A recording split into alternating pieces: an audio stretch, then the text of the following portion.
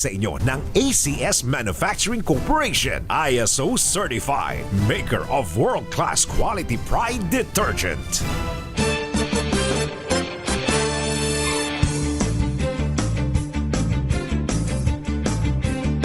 ACS Balita. ACS Balita. Magandang umaga, Pilipinas! Good morning, Metro and Mega Manila!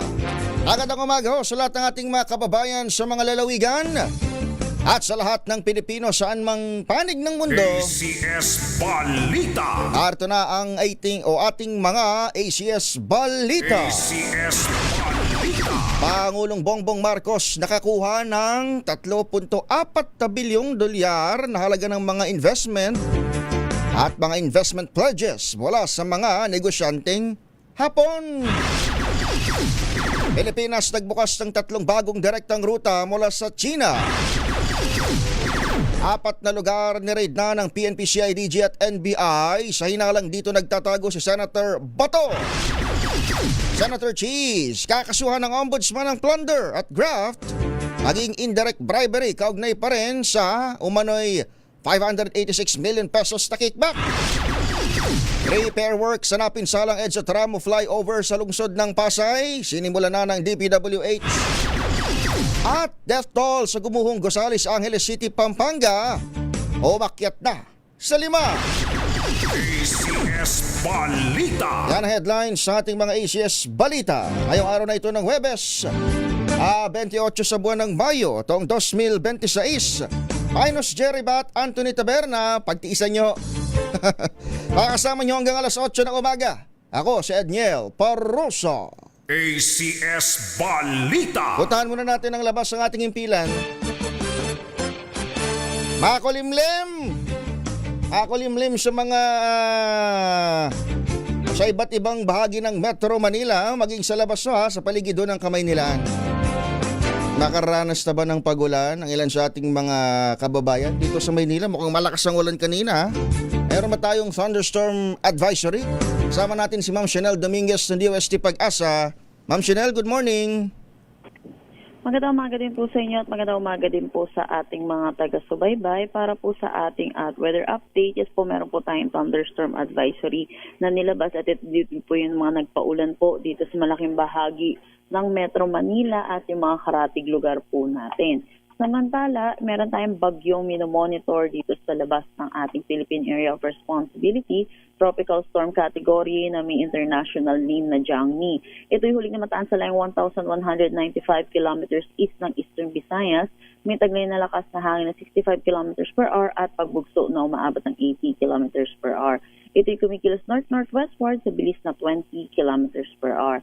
Naasahan po natin yung trough or yung extension ng kaulapan na itong bagyo ay magdadala ng mga pag-ulan dito sa eastern section ng Mindanao. Samantala, yung southwesterly wind flow naman ay magdadala rin ng mga pag-ulan sa western Visayas, Negros Island region, Zamboanga Peninsula, Soc-Sargent, Barm, Lanao del Norte, Misamis Occidental at Palawan. For Metro Manila and the rest of our country, magiging maaliwalas pa ng ating panahon pero asahan din natin yung mga localized thunderstorm lalo na po sa hapon at sa gabi.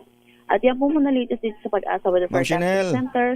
Yes po. Itong naranasan natin ng mga pag-ulan over dito southern Metro Manila, dito sa may Maynila din, lungsod ng Maynila. Ito na yung thunderstorm na sinasabi nyo, in effect pa ho yung thunderstorm advisory para sa coming next 2 hours, 2 to 3 hours. Yan na po yung thunderstorm po. So sa ngayon lifted na? Sa ngayon po, hindi pa naman po, pero inaasahan po natin yung Rizal po, may mararanasan pa po silang mga pag-ulan. So Metro Manila at Rizal hanggang sa, tama ba, susunod na 2 hours, Ma'am Chanel? Yes po, tama po. Alright, maliban doon Ma'am sa Metro Manila at Rizal, alin pa dito sa Luzon area na lang, ayun, dahil binanggit nyo na sa may Bismin yung makaranas pa ng mga pag-ulan na inaasam-asam natin mga kababayan ngayong mainit ng panahon.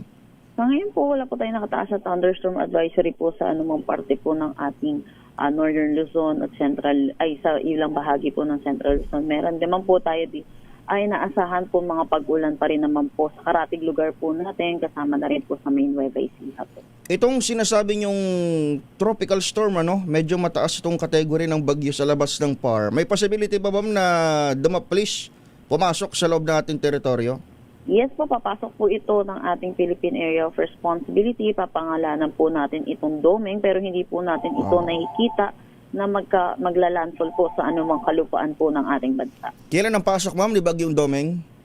Posible po ito pumasok mamaya po or bukas. Mamayang gabi. Yes po. Mamayang gabi. Pero sa ngayon, yung trough o yung extension niya yung naka-apekto dito sa may eastern, o sa may Mindanao Yes po. area. Yes po, yes po. Ma'am, sorry, namintis lang namin. Ano ulit yung nagpapaulam diyan sa ilang area pa ng Visayas at Mindanao? Ito po ay yung southwesterly wind flow. Southwesterly wind flow. Hanggang gaano ka lalang ulan yung atin namang mararanasan ng mga kababayan natin diyan, ma'am? Moderate to at times heavy rains po. Within the day lamang ito. Inaasahan po natin, lalo na po may bagyo po tayo. Ito po yung paunang bugso po ng southwest monsoon or habagat. So, sa mga susunod na araw po, inaasahan po natin lalakas din po ito dahil po meron po tayong bagyo which is hihilain niya po enhance niya and inaasahan po natin hanggang typhoon category po itong bagyo natin. Wow. So aabot ng typhoon category yung bagyo pero ano magiging pinaka-epekto niya sa ating bansa? Ayun po, wala po siya magiging epekto po ng pag-ulan pero inaasahan po natin yung southwest monsoon ang magpapaulan po. Habagat. Alright. Maraming salamat, Ma'am Chanel. Si Ma'am Chanel Dominguez, isa sa mga weather specialist sa DOST Pag-asa. ACS Balita. Puntahan naman natin ang mga lansangan. Maraming mga nagtataka bakit basa sa kalsada. Bakit basa dito sa may Ross Boulevard area? At bakulimlim dito sa may EDSA. Ayun, narinig nyo na ho, may mga naging pag-ulan ho early this morning habang mayroon pa rin hong nakataas na thunderstorm advisory hanggang dito sa may area ng Rizal. Mamaya ho, may recap tayo dyan pero silipin naman natin yung atin hong mga daloy na mga lansangan. Kasama natin ang MMDA Metro Base, si Ma'am Ann Gozon. Miss Ann, good morning. Magandang umaga po, Sir Edniel. Sarap po nakikinig sa DZRH. Lagay po ng ating traffic sa mga Orseto. EDSA southbound, moderate traffic po dito po sa may Camias. Hanggang makarating na po tayo ng Boni Serrano. Paglagpas po yung tuloy-tuloy po yung Bilisan Dalo Sakyan hanggang makarating na po tayo ng Pasay po. EDSA northbound po, wala po tayo ng monte na pagbagal ng Dalo Sakyan. Tuloy-tuloy po ang bilis ito. Ganun din po sa dadaan po ng C5 northbound, wala po tayo nakikita pagbagal ng Dalo Sakyan. Dito po sa may C5 southbound sa bahagyan pagbahagya pong bagal ng Dalo Sakyan sa may Kali Industriya. Paglagpas po yung tuloy-tuloy po ang Bilisan Dalo Sakyan hanggang makarating na po tayo ng Taguig. So paalala po sa ating mga motorista, babiyahe po kayong araw ng Thursday na may plaka nagtatapos sa 7 at 8.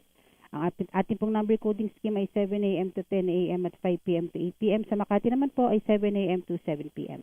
Para po sa ibang katanungan, maaari nyo kami tawagan sa MMDA Hotline 136. Yan po lagi na ating trapiko sa mga oras ito. Ako po si Ann Gozan. Magandang umaga po. Miss Ann, Apa. may mga na-monitor ba tayo, ma'am, na medyo tumaas ang tubig dahil doon sa biglang ulan ngayong early Thursday morning? Wala pa naman, sir. Wala po na i-report sa atin na pagbaha po. Walang mga pagbaha. Hanggang kailan nagsimula yung monitoring, ma'am? This 6 a.m. lang ba?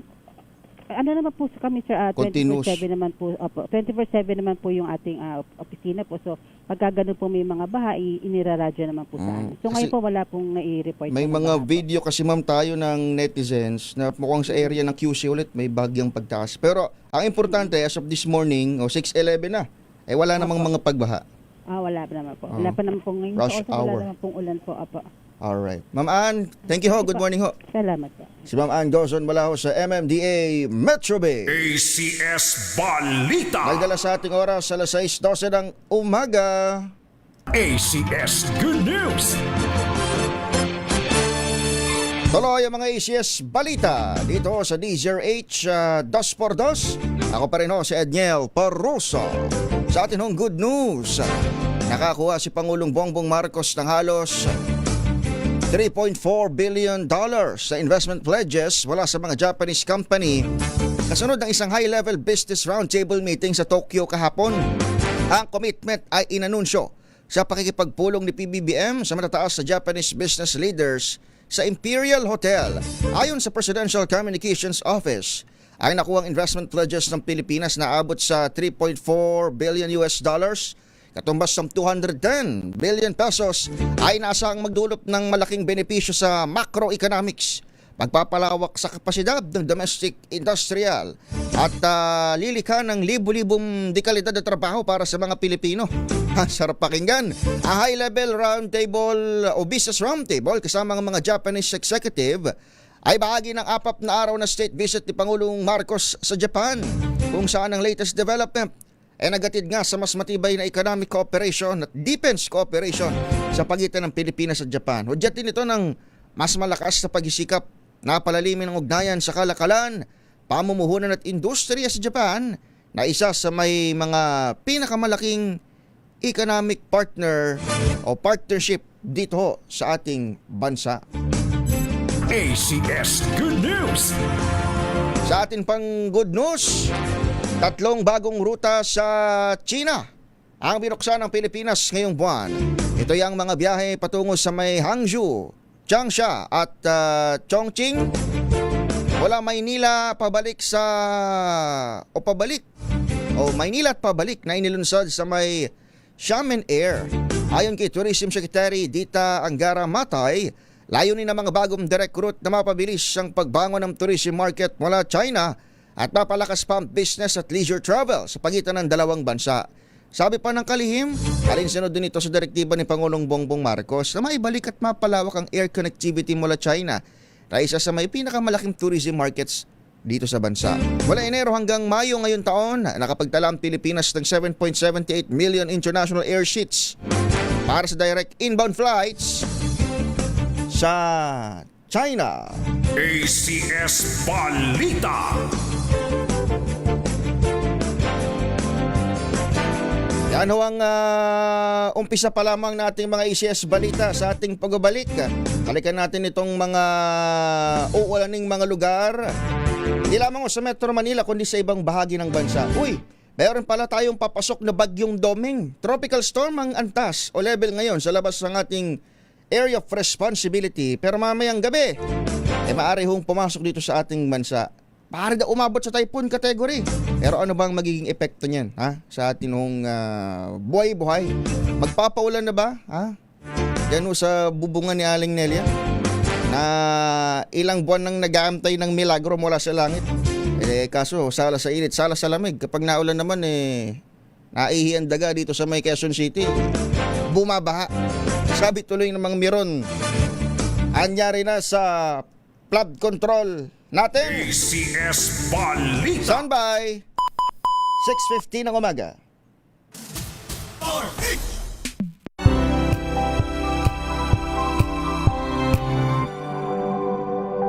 Tinesting. Sinuri. Sini